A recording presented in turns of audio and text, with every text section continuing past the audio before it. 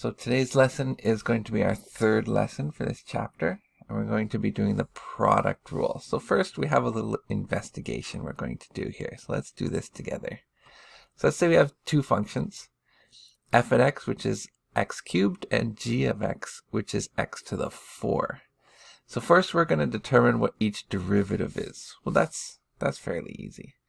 All right, we know the power rule. So f prime at x. All right, we just bring the 3 in front and subtract the exponent by 1. So we get 3x squared. And g prime of x, same thing. But x to the 4 becomes 4x cubed. And now we're going to multiply them together to find out what f prime at x times g prime at x is. So if we multiply them together, well, 3 times 4 is 12, and then you add the exponents, so 12x to the power of 5. All right, what if we multiplied them first?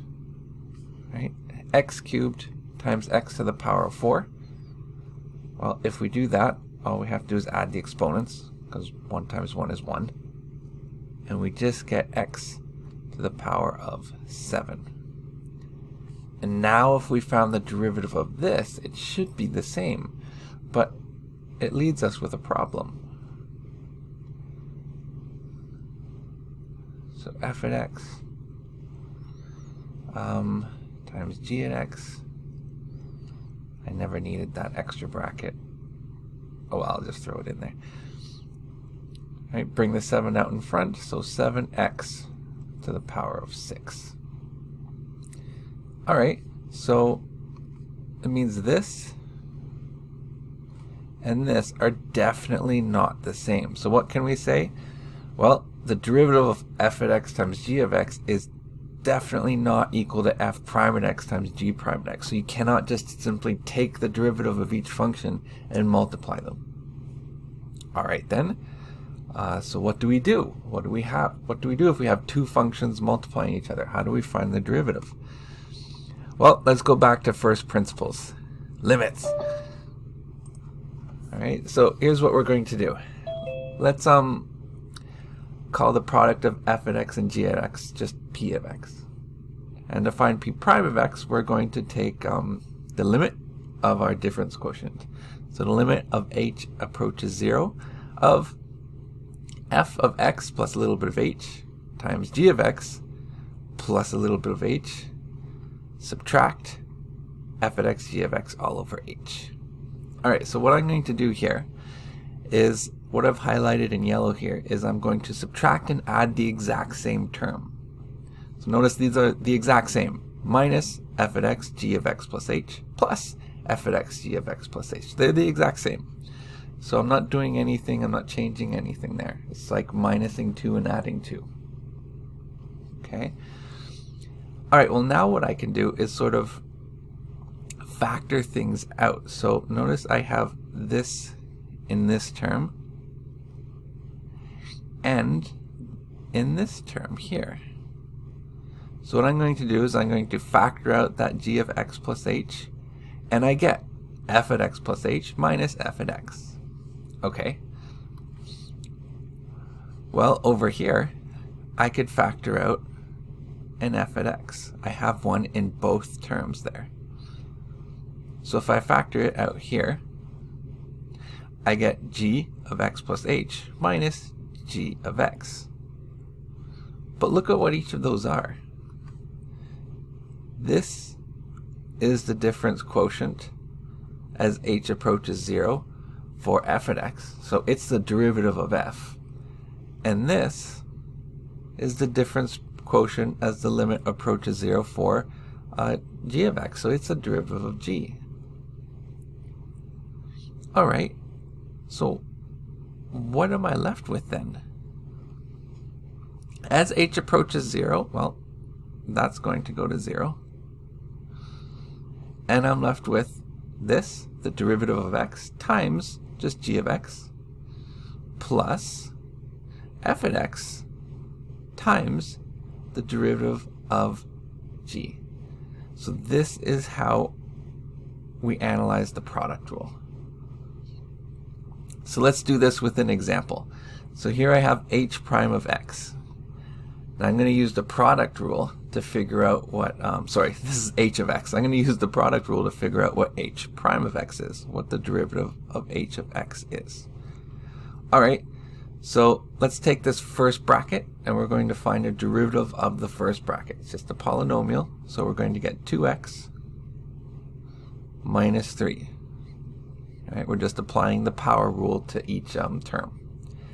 And then we're going to multiply by the second bracket. Not going to do anything to it.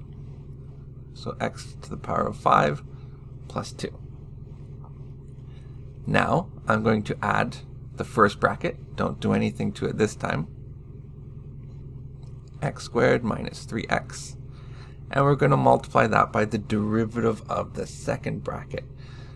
That's a constant, so 2 disappears, and we get 5x to the 4. Okay, well now we can sort of clean that up a bit, right? We can expand this, and we'll get 2x to the 6 plus 4x minus 3x to the 5 minus 6, and we'll expand this one as well, plus 5x to the 6 minus 15x to the 5, and collect like terms. We get 7x to the 6 minus 18x to the power of 5 plus 4x minus 6. There we go. Now, previously, we did a question similar to this one here. In a previous lesson, you could have had 2 to the x plus 1, either cubed or squared. Squared like this one or cubed like this one. And I just said for now, expand it first, so you'll get a polynomial and then find the derivative. Now I'm going to teach you a different way of doing it. So this is the extended product rule. Right? If we have 3 functions multiplied by each other, right? It's a derivative of 1 times the other 2, right? Plus derivative of these 2, these 2 times the derivative of this one, plus these 2 times the derivative of this one. So each term gets a different function taking the derivative while the other 2 remain the same. Okay, so we're going to apply the product rule to this function, 2x plus 1 all squared, and then do it again to this one, 2x plus 1 all cubed. See if we can start finding a pattern here. So let's start with this one, f of x. So we'll find f prime of x. So that's just going to be the derivative of the first one, right? So you have 2x plus 1. 2x just becomes 2, and 1's a constant, it disappears. So derivative is just 2. Sorry, I'm doing this one up here. And then just multiply by the second bracket, 2x plus 1. Now, plus the first bracket, don't change it. And multiply by the derivative of the second bracket, which is again 2. Alright, here.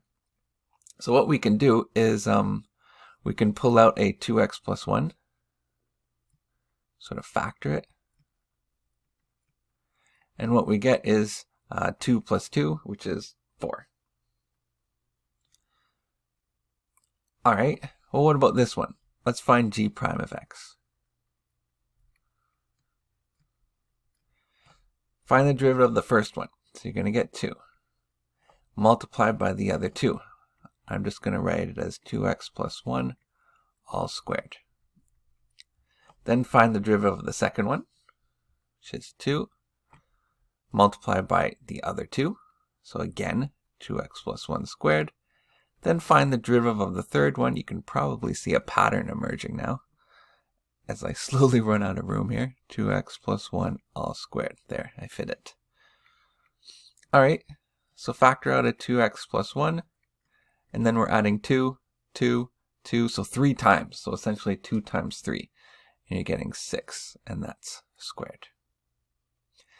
So you can sort of see a pattern emerging here. So if I were to look at this one, which is to the power of 10, there's no way I want to do the product rule for something that long, nor would I want to expand that bracket. However, if we follow this pattern, what we would do is take that 10, multiply it in front. Okay, so we're going to get 10. Then times by that bracket, so 2x plus 1. Right? Here we had 2 of them, and we ended up with an exponent of 1. Here we had 3 of them, we ended up with an exponent of 2. So if we have 10 of them, subtract 1. And then multiply by the derivative of what's inside the bracket, 2, which is what we did up before. All right, so we had 2 times 2, 2 times 3, and now we're having 2 times 10. So we're going to get 20 times 2x plus 1 to the power of 9. Very quick way of doing a situation like this. So first example, find the value of h prime of -1. All right, let's find h prime of x first. So h prime of x. So the product rule says first, find the derivative of this first bracket.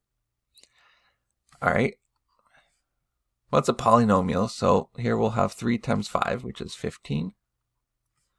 And then x, subtract 1 exponent, so x squared. Then the next term, 2 times 7 is 14. Subtract 1 exponent, so we just get x to the power of 1, and that constant's disappearing. Multiply by the second bracket, so 2x squared plus x plus 6. Okay, now add the first bracket, don't do anything to it. 7x squared plus 3. And then multiply that by the derivative of the second bracket. So 2x squared becomes, well, 2 times 2 is 4. X, subtract 1 to the exponent, so just 1.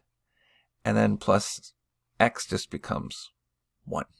Right? The exponent 1, bring it out in front, and then you get x to the 0, which is 1. All right, so there's our derivative. Now we just need to figure out what the value of that is at -1. Okay. So we're going to have 15 times -1 squared plus 14 times -1. So we're just substituting -1. Then 2 -1 squared plus -1 plus 6 plus lots of substitution here, -1 cubed plus 7 times -1 plus 3 times 4 times -1 plus 1. All right there. So this first bracket, -1 squared, is just 1. So 15 minus 14, so we're going to get 1. The second one, -1 squared, so just 1, so 2 minus 1 plus 6, so that's 7. Plus, next one, -1 cubed is -1, so we get -5 minus 7 plus 3. So -5 minus 7 is minus 12 plus 3.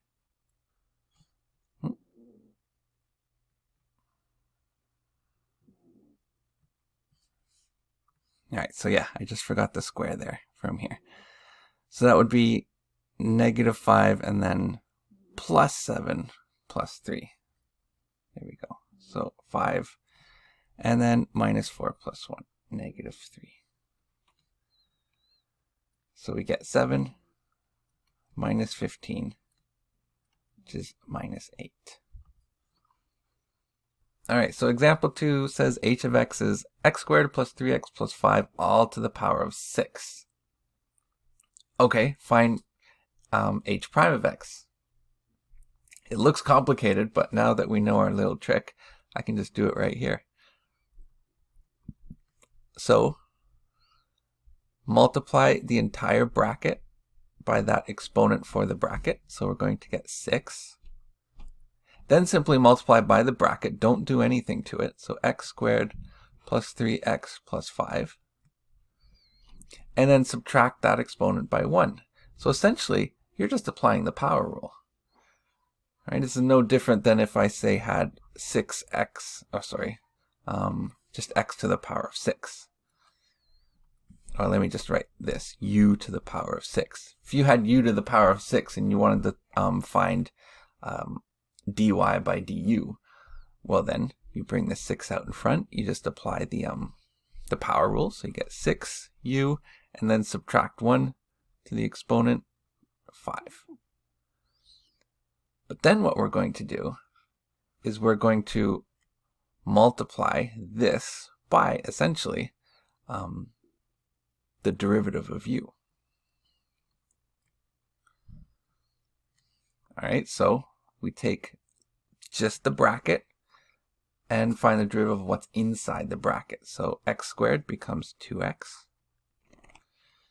plus 3x just becomes 3, and the 5 is just a constant. So that's it. We're done. I did it in one line. Now the last one isn't a product, it's a quotient. And tomorrow I am going to teach you the quotient rule. So there is a way of doing this.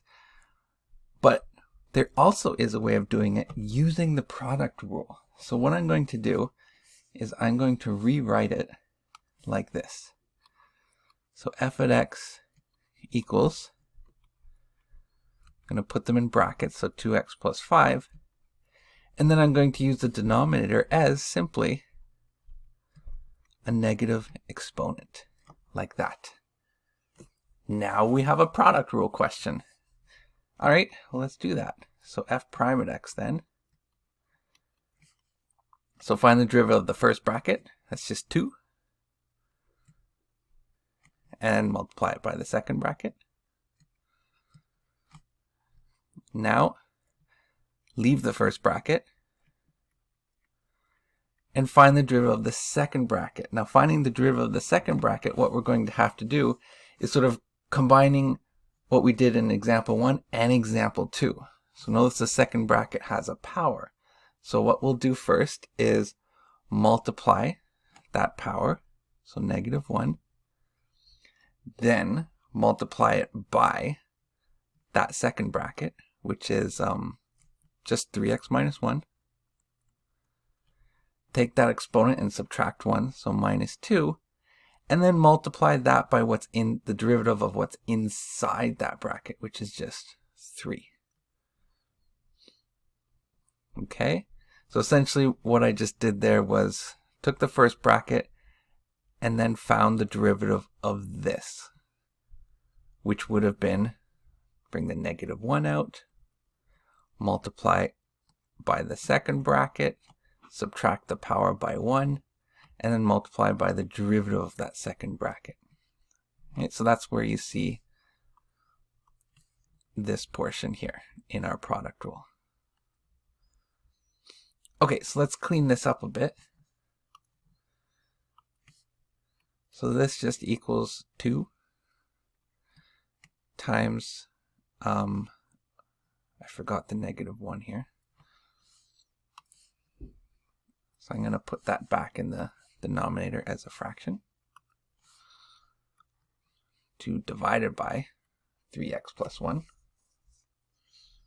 or 3x minus 1, plus, here we have negative 1 and 3, so I'm just going to write that as negative 3, times 2x plus 5, and that's going to be all over 3x minus 1 squared. So I put it on the denominator and I get rid of the negative, although that 2 looks horrible. Alright, so I'm going to work with it a little bit more. What I can do to get the denominators the same is this term, I'll multiply top and bottom by 3x minus 1. So you'll get 2 times 3x minus 1. This is minus 3 times 2x plus 5. And now because the denominator was also multiplied by 3x minus 1, that would be 3x minus 1 squared. So they both have the same denominator now, which is 3x minus 1 squared. All right, so distribute the 2 in the first one. So you get 6x minus 2. Distribute the negative 3, and you get minus 6x minus 15. That's great. 6x minus 6x cancels. And that's all divided by 3x minus 1 squared. And then we can just do minus 2 minus 15. So minus 17 all divided by that denominator of 3x minus 1 squared. So tomorrow I'll teach you a different rule that we could do this by, which is the quotient rule. But for now, if you have a quotient like this, you can simply change the denominator into an exponent, a negative exponent, and then apply the power rule. The product rule. All right.